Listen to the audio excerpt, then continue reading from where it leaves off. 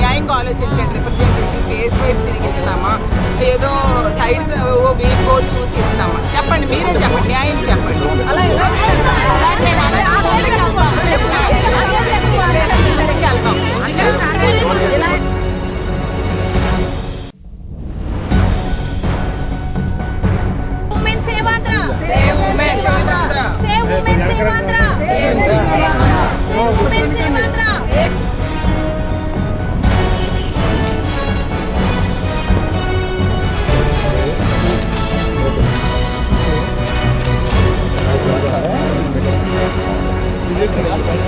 ఎంత సిగ్గుచేటు!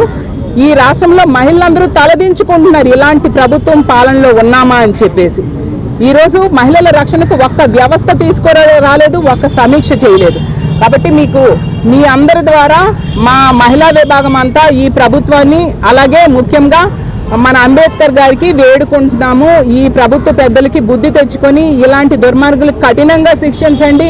ఇలాంటి తప్పుడు పనులు చేసిన వాళ్ళకి కఠిన శిక్షలు పడాలి, వెంటనే అరెస్టులు చేయాలి. మీ పార్టీ నాయకులు అని చెప్పేసి వాళ్ళని వదిలేస్తూ ఉన్నారు, అది కరెక్ట్ కాదు. అలాగే ఇలాంటి సంఘటనలు జరిగిన బాధిత కుటుంబాలకి, మీ కుటుంబంకి ప్రభుత్వ పెద్దలు వెళ్ళి, హోంమంత్రి గారు, మంత్రులు వెళ్ళి ధైర్యం చెప్పాలి.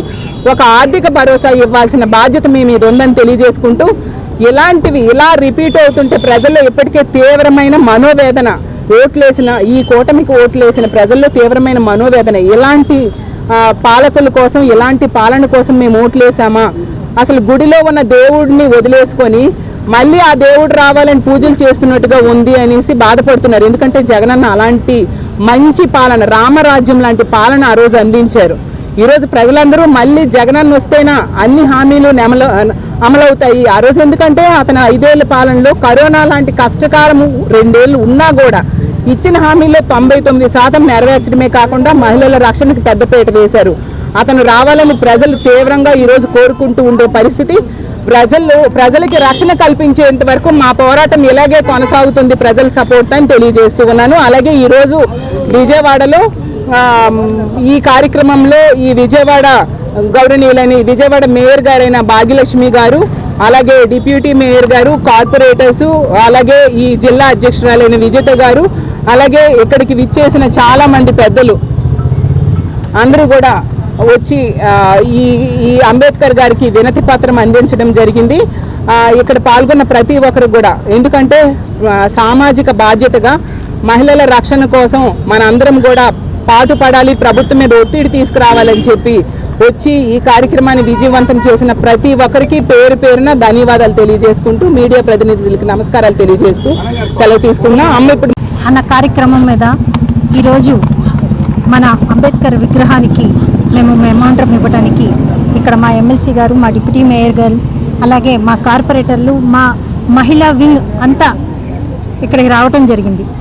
ఈరోజు ఆంధ్ర రాష్ట్రంలోన రెడ్ బుక్ రాజ్యాంగమే నడుస్తుంది, కానీ అంబేద్కర్ రాజ్యాంగం అన్నది పూర్తిగా తొంగలో తొక్కడం జరిగింది. ఈరోజు పోలీసు వ్యవస్థని పూర్తిగా రాష్ట్రంలో నిర్వీర్యం చేయడం జరిగింది. ఈరోజు ఎక్కడ చూసినా మహిళల మీద, బాలికల మీద, పసికందుల మీద అఘాయిత్యాలు జరుగుతూనే ఉన్నాయి.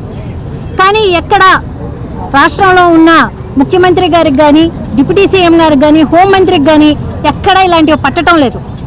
ఏ పొద్దు చూడు డైవర్షన్ రాజకీయం చేయటము, ఎక్కడ అలా ఇస్తామన్న సూపర్ 6 కానీ, సంక్షేమ పథకాలు కానీ ప్రజలు ఎక్కడ క్వశ్చన్ చేస్తారని ఏదో ఒక అంశాన్ని పట్టుకోవడము, రాష్ట్ర వ్యాప్తంగా దాని గురించి ఏదో ఒక రచ చేయడము, డైవర్షన్ చేయటము, పూర్తిగా ఆంధ్ర రాష్ట్రంలోన పరిపాలన అన్నది నిర్లక్ష్యం చేయడమే కాకుండా వాళ్ళు ఇస్తానన్న ప్రతి ఒక్క సంక్షేమాన్ని మహిళలకు అందకుండా చేసి ఈరోజు మహిళలను ఏదో ఉద్ధరిస్తున్నట్టు ఫీల్ అయ్యి, మహిళలకి ఏదో మేము రక్షణ కల్పిస్తున్నాము, మహిళలకి మేము ఉద్ధరిస్తున్నాము అన్నట్టు మాట్లాడటం అనేది చాలా హాస్యాస్పదం.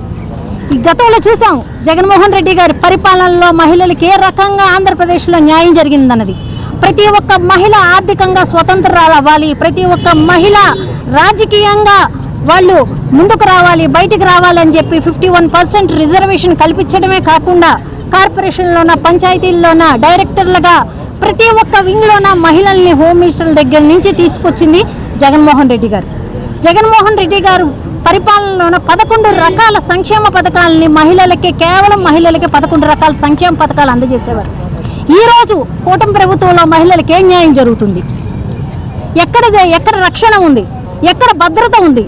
పూర్తిగా ఆంధ్రప్రదేశ్ ప్రభుత్వం అన్నది పూర్తిగా నిర్వీర్యమైంది.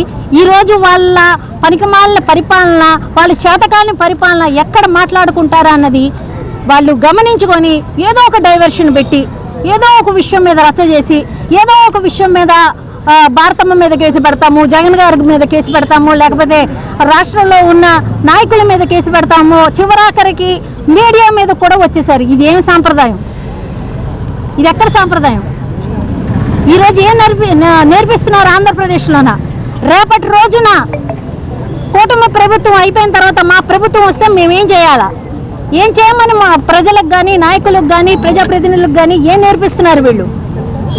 ఈరోజు కొమ్మినేని శ్రీనివాస్ వరకు వచ్చిన అరెస్టు రేపు పొద్దున్న ఈ మీడియా మిత్రులు ఇక్కడ ఎంతమంది ఉన్నారు? ఎవరి మీదకైనా రావచ్చు.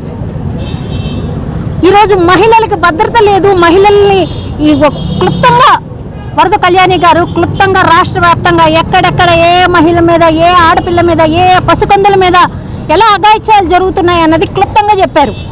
వీటి గురించి ఏ రోజైనా మాట్లాడారా? వాళ్ళు ఇళ్ళకి వెళ్ళారా? ఏంటమ్మా నీ బాధ అని చెప్పి అనిత గారు ఏ రోజైనా వెళ్ళారా? ఏ రోజైనా వాళ్ళ సానుభూతి చెప్పడం కానీ, లేకపోతే మీకు న్యాయం జరిగే వరకు నేనున్నానమ్మా హోమ్ మినిస్టర్గా అని చెప్పి భరోసా ఇవ్వడం జరిగిందా? ఎవరో గెస్ట్గా వచ్చి ఏదో ఆయన నోటుకొచ్చింది వాగి వెళ్ళిపోతే దాన్ని జగన్మోహన్ రెడ్డి గారికి, భారతమ్మకి, లేకపోతే వైఎస్ఆర్సీపీ పార్టీకి ఆపాదించి దాన్ని ఒక ఇష్యూగా తయారు చేసి డైవర్షన్ చేయటము, డైవర్షన్ పాలిటిక్స్ వైపే వెళ్తున్నారు తప్పితే కానీ వీరికి పరిపాలన అన్నది చేతకావటం లేదు. 40 ఏళ్ళ ఇండస్ట్రీ అంటారు, 4 సార్లు సీఎం అంటారు. రాష్ట్ర పరిస్థితి ఏంటి, రాష్ట్ర ఆర్థిక పరిస్థితి ఏంటన్నది తెలియదా? ఇవ్వగల హామీలు ఇస్తున్నామా, ఇవ్వలేని హామీలు ఇస్తున్నామా అన్నది తెలియదా? తెలియక ఇచ్చారా హామీలు? ఈరోజు మేము చేయలేకపోతున్నాము, మాకు చేత కావటం లేదు, రాష్ట్రం అప్పుల్లో కూరుకుంది ఎందుకు చెప్తున్నారు? సంవత్సర కాలంలో 1,50,000 కోట్లు అప్పు చేశారు. ఏ ఒక్క సంక్షేమ పథకం అమలు చేశారని 1,50,000 కోట్లు అప్పు చేశారు. ఈ 1,50,000 కోట్లు ఎవరి జోబీల్లోకి వెళ్ళినాయి? ఏ సంక్షేమ పథకానికి మీరు ఈ 1,50,000 కోట్లు ఇచ్చారు? ఇది ఎక్కడ ప్రజలు ప్రశ్నిస్తారు అన్న విషయానికి వీళ్ళు డైవర్షన్ పాలిటిక్స్ చేస్తున్నారు. చేసి ప్రజల్ని, ప్రజాప్రతినిధుల్ని, ఇటు మీడియాని తప్పుతో పట్టించి డైవర్షన్ పద్ధతిలో వెళ్తున్నారు. ఈరోజు మహిళల మీద జరుగుతున్న దాడులకి మా వైఎస్ఆర్సీపీ మహిళా వింగ్ అంతా మేము ఇక్కడికి వచ్చాము. ఈరోజు మహిళలకు మేము అండగా ఉంటాము. రాష్ట్రంలో ఎక్కడైనా ఏ మహిళకైనా ఎక్కడైనా ఇబ్బంది కలిగినా మా మహిళా వింగ్ అంతా అక్కడ ఉంటుంది. వాళ్ళకి న్యాయం జరిగేంత వరకు మేము పోరాడతాము.